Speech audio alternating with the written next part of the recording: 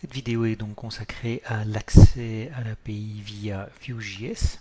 Donc Vue.js ne contient pas de client HTTP, mais il en existe plusieurs. Alors celui qu'on utilisera dans ce cas-ci, c'est Axios. Donc Axios, on va devoir, en tout cas dans ce cas-ci, le charger comme on l'a fait pour Vue.js dans le head de ma page HTML. On va devoir charger axios.min.js. Dès qu'on a accès à cette librairie, on va pouvoir l'utiliser dans notre code de Vue.js. Donc dans le code de l'instance de Vue.js, j'ai simplement data qui contient info. Donc c'est la variable que je vais utiliser. Et puis on voit que ici j'ai mounted. Donc qu'est-ce qui se passe? Pourquoi est-ce que j'utilise cet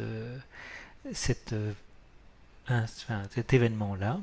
Et bien pour ça, on va aller voir un petit peu plus loin sur le cycle de vie de ma vue. Donc en fait la vue elle passe par différents stades, différents états avant d'être affichée. Donc on voit à partir du moment où on a fait un new view, on voit qu'on a un before create, on voit qu'on a un create, donc ce sont les différents états qui sont en rouge. On voit qu'à un certain moment on a avant le montage et puis ici j'ai la partie montage. Donc l'idée c'est que puisque je veux accéder à des données via l'API, il faut que je charge ces données avant que la page soit affichée. Donc on voit qu'on peut encore faire après effectivement avant le destroy et puis au destroy et puis on voit que la vue est détruite en tant que telle. Voilà, donc on va revenir sur la vue précédente. Donc on sait maintenant que le monde va me permettre de charger via Axios les données avant le chargement de la vue. Donc pour le moment info est vide, mais donc je vais pouvoir à l'aide d'Axios charger ces données. Donc comment est-ce que je fais? J'utilise, voilà, j'ai Axios qui a été instancié au chargement de ma page HTML et puis j'utilise la méthode, donc on connaît méthode get qui va aller chercher les infos. L'URL de la méthode qui va être appelée et donc qu'est-ce qui se passe à partir du moment où l'URL est appelée et que j'ai une réponse, je vais avoir un den. Cette réponse arrive dans la fonction réponse avec en paramètre response.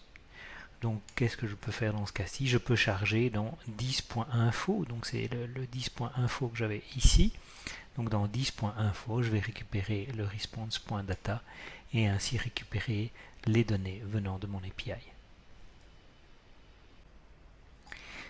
Du côté du script dans Visual Code, la première chose à faire dans l'HTML, c'est d'ajouter la librairie concernant Axios, qui n'est pas intégrée par défaut dans Vue. Voilà, c'est fait, il existe d'autres librairies HTTP, et donc nous allons utiliser Axios. Et deuxièmement, dans la partie de l'application, de l'instance de Vue, je vais commencer à aller implémenter cette partie-là. Donc la première chose à faire, c'est une liste d'utilisateurs, donc je vais devoir créer une liste. Donc users avec simplement la déclaration de la liste. Et je vais aussi appeler une URL, et donc pour ça, je vais simplement utiliser la variable URI dans laquelle je vais aller mettre l'adresse où se trouve mon API. Alors pour ça, mon API elle a été développée donc précédemment en Node.js, elle est prête. La voici, je récupère l'adresse et je vais aller la mettre dans la variable URI. Maintenant je suis prêt pour intégrer la partie Axios. J'ajoute donc le montage de la page. On a vu que c'était l'événement mounted. Voilà, et dedans je vais mettre l'accès à Axios. On va aller voir le résultat. Je sauve. Et je vois ici sur la gauche que j'ai un problème de blocage au niveau du site même. Donc c'est un problème de cross origin request. Alors c'est un problème auquel vous serez probablement aussi confronté. Le problème c'est que je suis dans un localhost sur le port 3000 et que mon Node.js se trouve sur un port 8000. Donc le navigateur se bloque par rapport à ça. Alors, je ferai une présentation juste après, plus en longueur, de la raison de ce blocage. Pour le moment, je vais utiliser comme solution temporaire. Dans le navigateur, j'ai ajouté, on le voit ici au-dessus, un petit module qui permet directement de rendre mon Corse disponible. Donc il existe, si vous allez voir dans Chrome ou dans Firefox ou dans les autres navigateurs, si vous recherchez des extensions Corse Enable, vous allez voir qu'il existe plein de solutions possibles. Voilà, donc il est vert, donc maintenant ça va marcher. Si j'actualise, je vois bien que j'ai un arrêt qui est arrivé ici avec les deux objets qui vont apparaître. D'accord, je peux aller voir dans Vue. Dans Vue, si je vais voir, j'ai bien effectivement dans Users, j'ai bien deux objets qui sont disponibles. Donc maintenant, je peux afficher ces deux objets-là. Pour ça, je vais simplement aller dans la liste. Je vais ajouter ici, dans le template, je vais ajouter une balise li. Voilà, et donc je vais faire, comme on l'a vu, une directive vFor.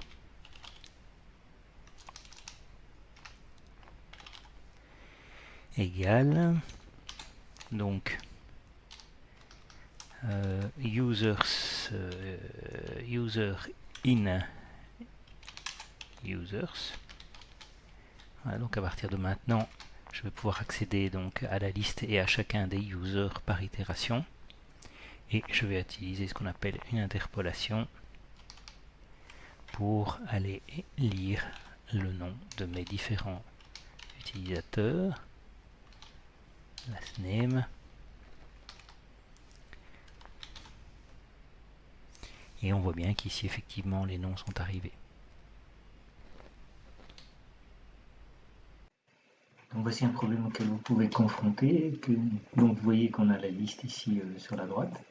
Et dans la liste, en fait, on a reçu, donc l'API a bien fonctionné, et on a reçu un objet et pas une liste. Alors que ici, effectivement, dans mon objet, dans ma vue, dans mon instance de vue, j'ai utilisé user qui est bien une liste d'objets. D'accord. Et donc ici, on voit qu'on a un objet. Si je vais voir dans l'outil vue,